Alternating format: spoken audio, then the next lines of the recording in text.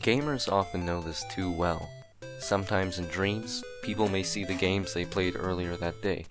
Let's say you were playing some Civilization 5 for a few hours. In your dreams that night, you might see Napoleon Bonaparte declare war on you.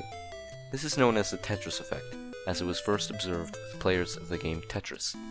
To answer some questions you may be having, the Tetris Effect does not mean that the people experiencing this are addicted to the game. In fact, this effect applies to any repetitive task, from mowing the lawn to arranging your room. It's just that video games are more susceptible to causing this effect because of the nature of them.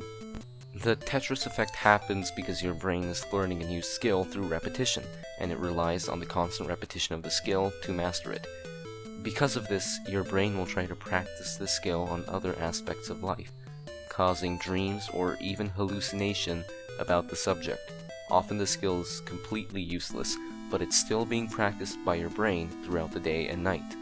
Most everybody experiences this, not just gamers.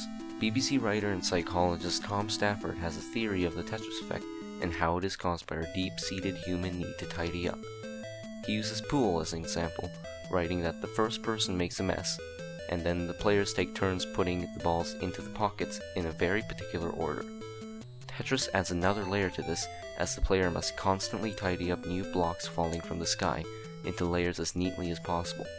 On top of this, each new problem has a new potential solution.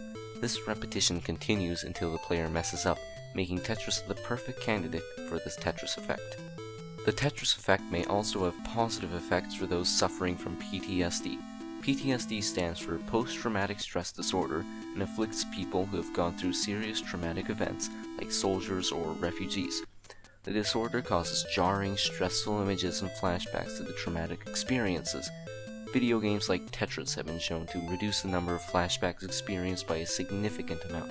Researchers at Oxford University conducted an experiment which concluded that soldiers who played Tetris within 6 hours of a traumatic event experienced far fewer flashbacks than those who didn't. The Tetris game had a protective effect, lead researcher Emily Holmes, a professor at Oxford, said. She and her colleagues hypothesized that the visual spatial demands of Tetris disrupt the formation of the mental imagery involved in flashbacks. Suppressing flashbacks is not the only way the Tetris Effect changes your brain. This was seen in 1991 by Richard Hare at the University of California. In this experiment, Richard Hare performed brain scans on Tetris players.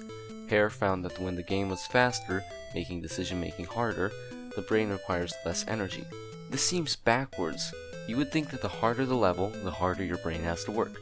This is true for the first time you play Tetris. When a player plays Tetris for the first time, cerebral glucose metabolic rates, also known as GMRs, rise. This means the amount of energy your brain uses skyrockets. Then, after 4 to 8 weeks of daily Tetris playing, GMRs return to their normal level, even though the player's performance have increased. The reason for this reduction is the brain has been trained to not use inefficient gray matter. This in turn makes the brain's energy consumption go down. This insight into how the brain learns is thought to be a key part for cognitive learning strategies. Despite the end goal being to have a lower GMR, the initial high GMR is still very important. This is because that high GMR is what gets the brain hooked on that task to begin with. So that's that.